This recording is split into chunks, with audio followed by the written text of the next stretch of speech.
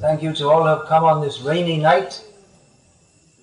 Generally people don't like to go out on rainy nights, so that you've come to hear and chant about Krishna shows that on this rainy night shows that you are developing some attachment to Krishna consciousness. Thank you very much. Thank you on behalf of Srila Prabhupada, who wanted to give Krishna consciousness to the whole world and who went through tremendous difficulties to do so. So it's good if we can reciprocate by taking at least some trouble in the service of Krishna. As is said in Bengali, Kashta na karle keshto milebe na. If you don't take some trouble, you can't get Krishna. If we think that I'll take to Krishna consciousness only if Krishna comes and fans me and massages my feet, then we can never become Krishna conscious. Actually, kashtam is very good for becoming Krishna conscious. Just a few days ago in Surat, 3 brothers came to see me. They were very distraught. They were from one of the richest and best known families in the city. Surat is one of the wealthiest cities in India. But as fate would have it, they had lost much money and they were in much difficulties. So I said to them, I heard you lost so much money. I said, that's very good, that's Krishna's mercy on you. If you have more possessions, then you have more attachments. So better you have less material attachments and become more attached to Krishna. So I don't know if they understood what I said. But one who can see like that, they can become Krishna conscious. I just came from Mangalore, where one of my disciples is dying. She's lying on the hospital bed, but she can't talk, but you don't see any great fear in her face. When I come in the hospital, she smiles, and just with all the effort, she puts her hands together like this, because she knows that everyone who comes to this world has to leave it, and because she's confident of Krishna's protection. Because she heard Bhagavad Gita as it is and lived according to that. So let us hear Bhagavad Gita as it is and learn how to live in this miserable material world so that we never have to come back to it. People are attached to things that are worse than useless because of thinking it is mine. Just like if you pass stool. Pass stool, never heard that example? Passing stool, huh? Then it's your stool, it's my stool. So in the same way we're attached to all things that we think it's mine but it's no use to me. We're attached to our bodies, our wives, our cars, our prestige, our stool. Bhagavad Gita teaches us how to be attached to Krishna. So we'll read Bhagavad Gita, chapter 3, text 9. Om Namo Bhagavate Vasudevaya. Om Namo Bhagavate Vasudevaya. Om Namo Bhagavate Vasudevaya. Om Namo Bhagavate Vasudevaya. Om Namo Bhagavate Vasudevaya. Om Namo Bhagavate Vasudevaya. Is it written up on the board? Yagyarthat karmano nyatra loko yang karma bandhanaha tadartham karma kaunteya mukta sangha samachara. Is there anyone here who doesn't understand Tamil? Just one or two. So, I think you read the translation and purport in Tamil, and then I'll pass the book to the non-Tamil speakers. Then you can read it in English. And as for Hindi balne wale,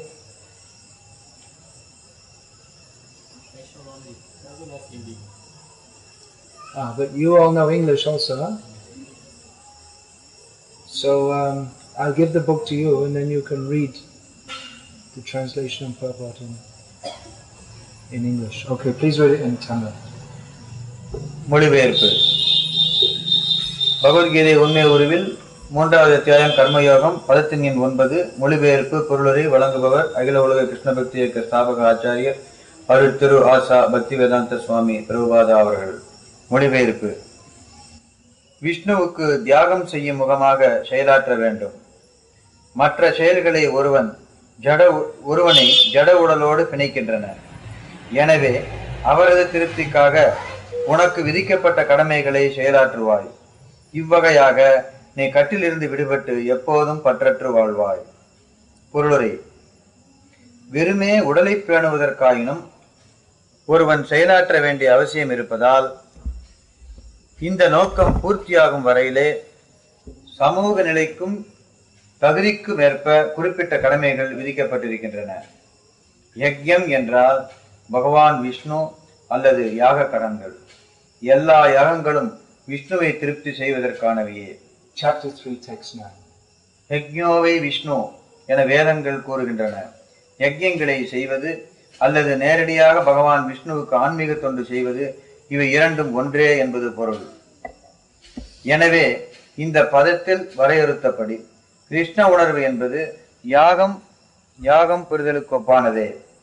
பகவான் விஷ்ணுவை திருப்தி செய்வதே வர்ணாசிரம தர்மத்தின் நோக்கமாகும்.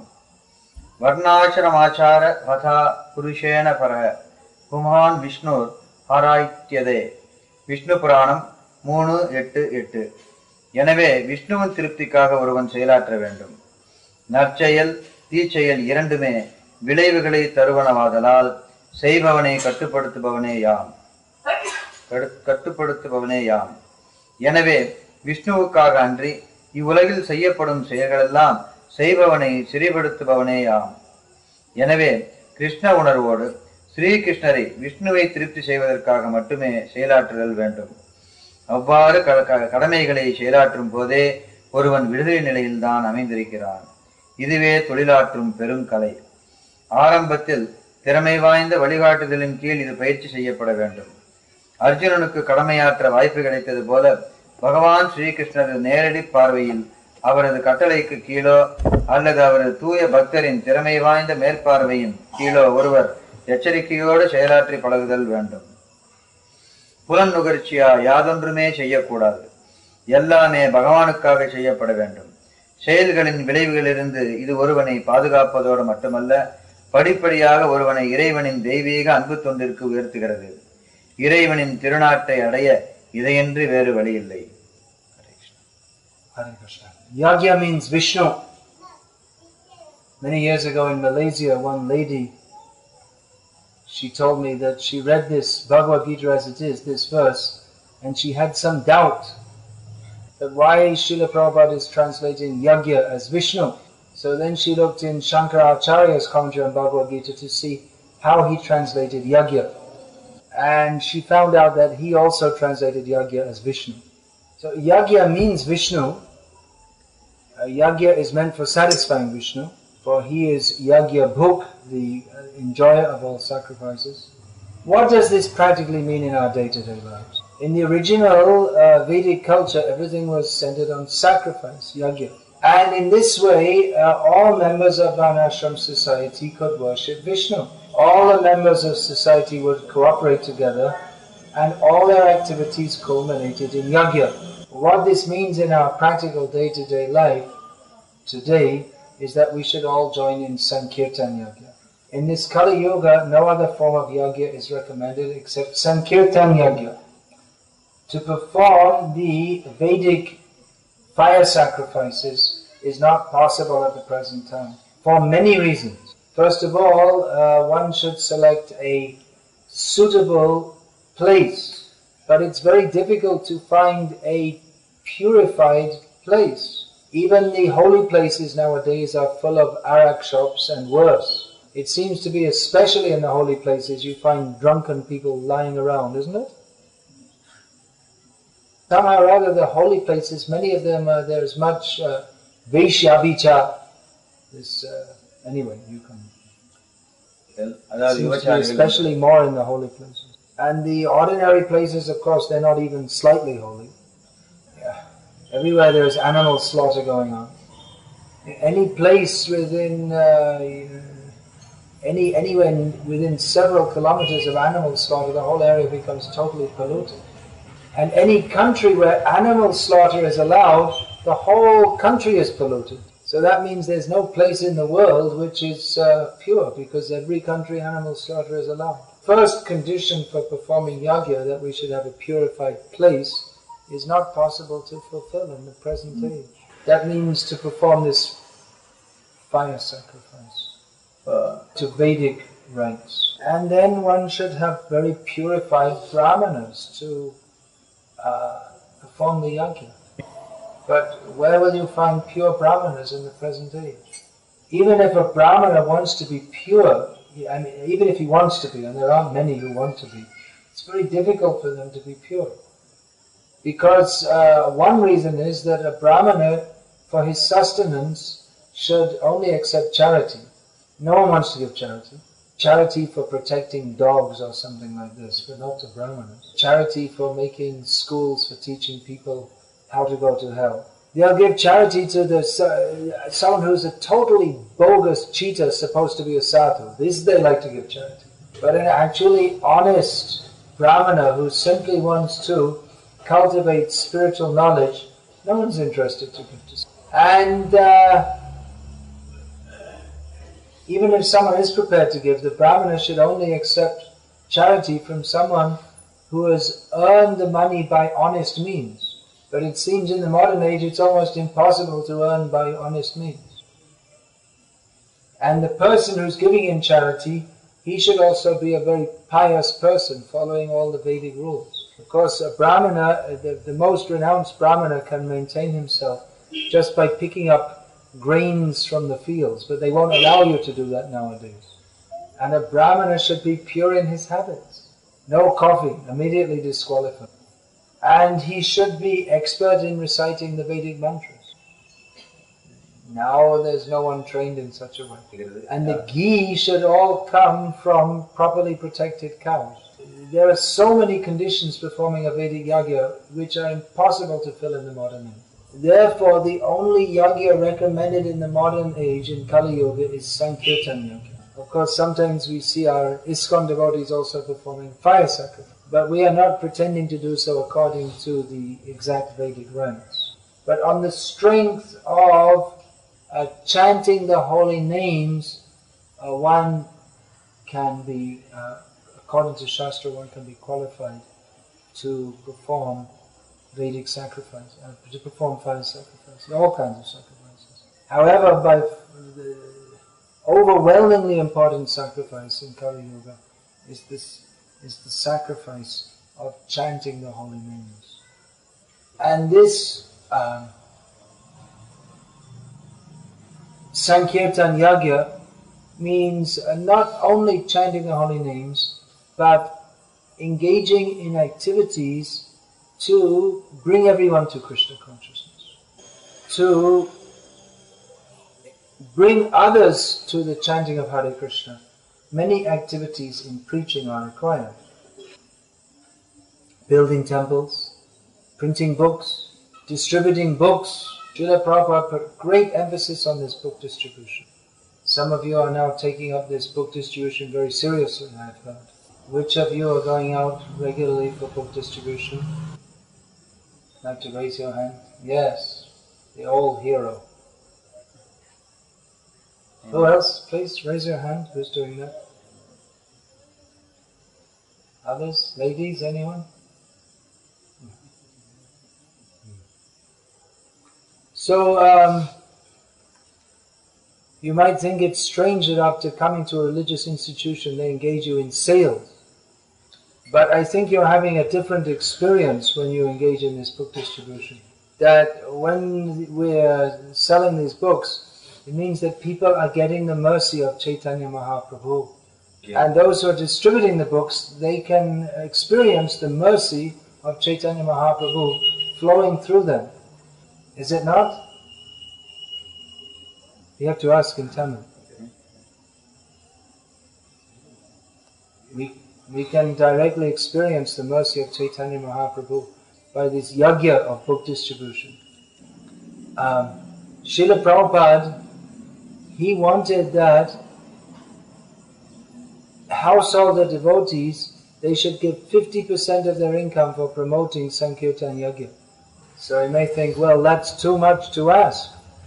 But actually that's a concession for householders. Because those who are living as brahmacharis and sannyasis, they're giving 100% of their time, energy, everything. Well, that's another thing I said to those men in Surat. I was saying, as long as you were thinking that money was yours, you are living like a thief, so now Krishna has taken it away from you. So if we're thinking, I'm giving a donation to the temple, actually that's a wrong way of thinking. Because nothing belongs to us. It's not ours to give. Krishna takes everything away at the time of death. Mrityu sarvaharascha. And actually nothing belongs to us. So yajna means to recognize that nothing belongs to us. Krishna has given us some energy, some money, but that is meant only to be used in His service. Pranaya athaya deha vacha shreya acharanam sada. Whatever strength, money, intelligence, and speaking ability we have, that should be engaged only for the purpose of attaining ultimate welfare. So we don't insist everyone should give 50% of their income. But actually to do so is glorious. One devotee in Russia, he started out a business with this intention. Whatever profit, I'll give 50% for spreading Krishna consciousness. And his business went so well that his father, who had no interest in Krishna consciousness, started to do the same also. And his father's business improved so much that he started to give 70%.